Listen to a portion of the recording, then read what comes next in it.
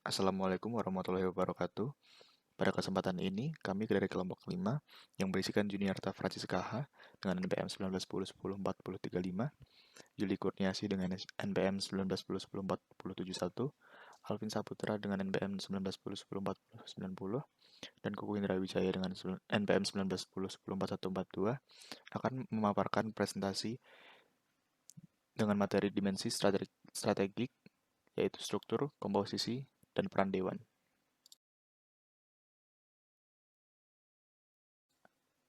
Materi yang pertama yaitu struktur dewan jaringan. Dapat dilihat pada bagian di samping yang dapat dijelaskan bahwa ketika tim dewan terlalu besar dapat meningkatkan masalah free rider dalam perusahaan. Contohnya adalah investor yang menempatkan nilai yang lebih tinggi pada pendapatan untuk perusahaan dengan dewan direksi yang kecil. Namun ketika tim dewan terlalu kecil, terdapat keintiman antara karyawan yang terlalu besar. Maka struktur dewan yang direkomendasikan meliputi dewan pengarah dan pengendali yang dipilih secara sengaja, strategis, beragam, dan akuntabel, yang terdiri dari 3, 5, atau 7 anggota tergantung pada ukuran perusahaan. Untuk perusahaan yang memiliki skala yang lebih besar mungkin akan membantu juga untuk membentuk dewan jaringan yang lebih besar, representatif, tetapi tidak bertanggung jawab secara hukum. Dewan tersebut dapat terdiri dari mitra portofolio yang sangat diakui dari berbagai kelompok pemangku kepentingan yang relevan, dengan pengetahuan yang relevan, yang bekerja sama dengan proyek di bawah pengawasan anggota dewan. Meskipun 3 komite adalah bentuk yang direkomendasikan, namun sebaiknya struktur dewan hanya terdiri dari 2 subkomite, yang dapat dimodifikasi agar sesuai dengan konteks dan kebutuhan perusahaan. Ketua subkomite harus independen atau bebas dari konflik kepentingan, yang memiliki pengetahuan dan pengalaman profesional, yang kuat serta dalam rekam jejak yang terbukti di bidang yang relevan.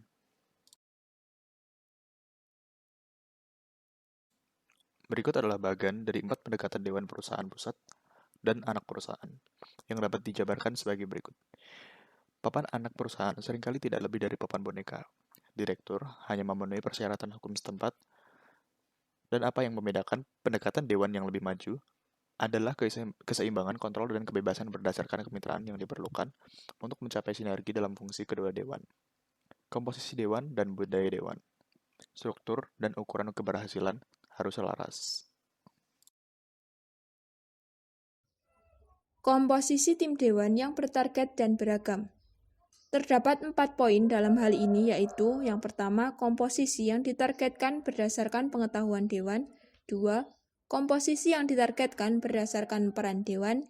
Ketiga, komposisi demografis dewan yang ditargetkan. Dan yang keempat, peran pembinaan ketua.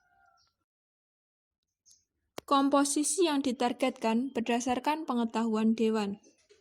Terdapat bidang yang harus terdapat di dewan agar dapat berhasil memenuhi arahan strategis dan fungsi pengendalian, yaitu antara lain financial management, risk management, compliance management, biotechnology, international market know-how, alliance management, HR management, dan audit. Kemudian selanjutnya mengenai komposisi yang ditargetkan berdasarkan peran dewan. Keberhasilan dewan tidak hanya bergantung dari berbagai bidang tertentu, tetapi juga oleh berbagai peran yang saling melengkapi. Kerangka konseptual khusus untuk peran dewan tim berdasarkan teori peran tim dari Margerison, McCann, dan Henley ditunjukkan pada gambar berikut ini.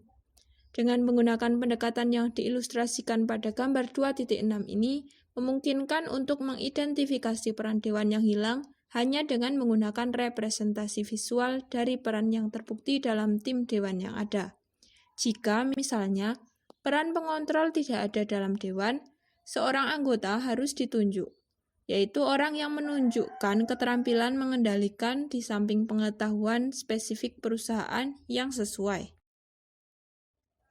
Komposisi demografis dewan yang ditargetkan. Menurut Jen, gerakan kesetaraan peluang menghasilkan kesetaraan demografis. Anggota dewan atau manajemen puncak diperlakukan sebagai keseragaman.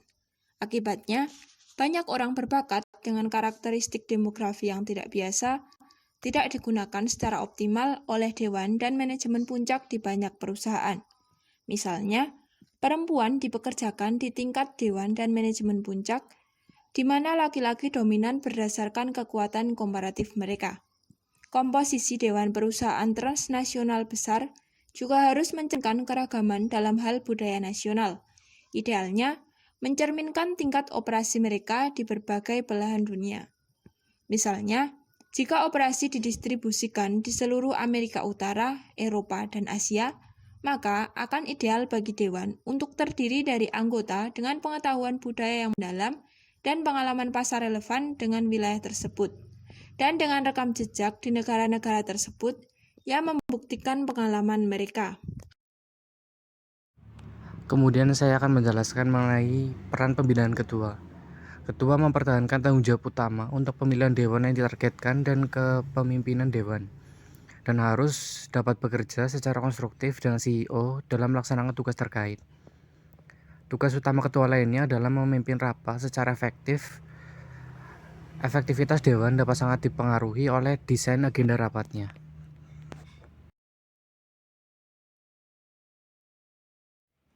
Kemudian selanjutnya saya akan menjelaskan mengenai fungsi Dewan Direksi dan Dewan Komisaris. Fungsi Dewan Direksi atau Board of Director adalah untuk mengurus perusahaan, sedangkan Dewan Komisaris atau Board of Commissioner berfungsi untuk melakukan pengawasan.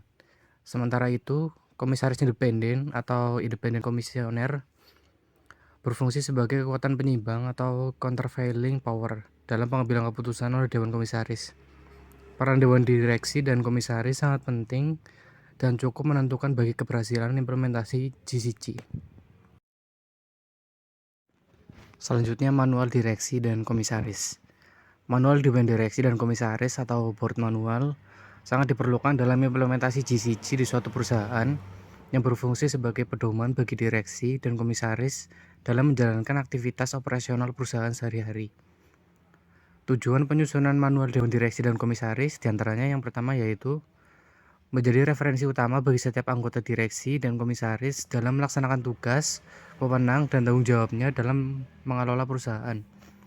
Yang kedua, membangun kemandirian dalam membuat keputusan dan dapat menjalankan tugas serta tanggung jawab masing-masing sesuai harapan pemegang saham dan pemangku kepentingan lainnya.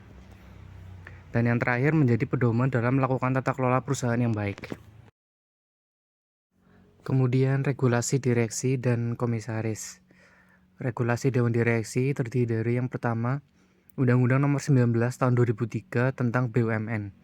Yang kedua, Peraturan Menteri Negara BUMN Nomor per 01/MBU/2011 tanggal 1 Agustus 2011 tentang penerapan tata kelola perusahaan yang baik pada BUMN. Yang ketiga, Undang-Undang Nomor 40 Tahun 2007 tentang perseroan terbatas.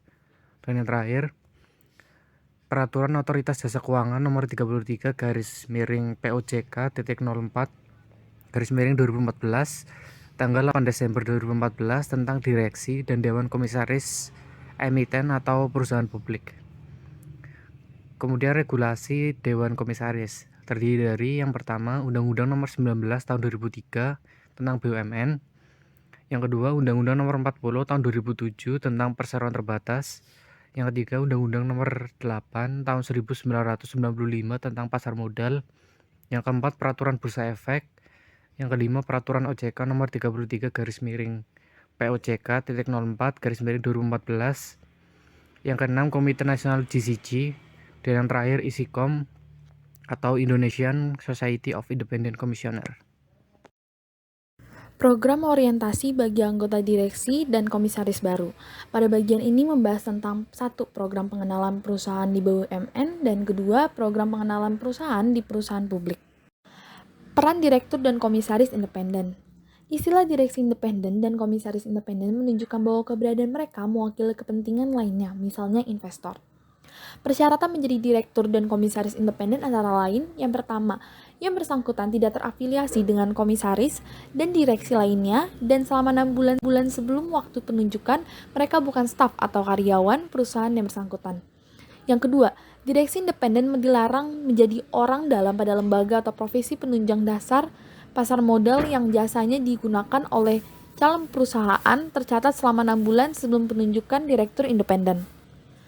Salah satu manfaat utama keberadaan direktur independen dan komisaris independen adalah untuk melindungi kepentingan pemegang saham minoritas dan pemangku kepentingan lainnya, serta menjaga kesetaraan. Posisi pengawasan dilakukan dari dua sisi, yaitu sisi operasional oleh direktur independen dan dari sisi kebijakan oleh komisaris independen. Berdasarkan keputusan Direksi BI nomor keputusan 00001-BI-01/2014 tanggal 20 Januari 2014 yang mulai diberlakukan pada tanggal 30 Januari 2014 bahwa masa jabatan direktur dan komisaris independen maksimal 2 periode berturut-turut dan wajib dipenuhi dalam jangka waktu paling lambat 6 bulan sejak diberlakukannya keputusan tersebut. Selain itu, apabila terjadi kekosongan jabatan direktur independen dan komisaris independen, maka perusahaan tercatat harus mengisi kekosongan tersebut paling lambat dalam RUPS berikutnya atau dalam waktu 6 bulan sejak kekosongan terjadi. Penjelasan mengenai masa jabatan komisaris independen dan direktur independen perusahaan tercatat dijelaskan pada surat edaran nomor surat edaran 00001-BI-02 tahun 2014 pada tanggal 4 Februari 2014 yang diterbitkan oleh Direksi PT BI. Kendala dalam implementasi direktur dan komisaris independen. Dalam praktiknya, masih banyak perusahaan publik atau emiten yang belum siap untuk memenuhi aturan baru tersebut, khususnya mengenai batasan masa jabatan komisaris independen yang hanya 2 periode saja. Hal yang muncul kemudian adalah masa administratif yang berupa perubahan terhadap anggaran dasar dan anggaran rumah tangga atau ADART perusahaan publik untuk menyesuaikan dengan aturan tersebut. Keberadaan direktur dan komisaris pemegang peranan penting dalam rangka implementasi GCG diharapkan dapat melaksanakan tugasnya sesuai dengan ketentuan yang berlaku.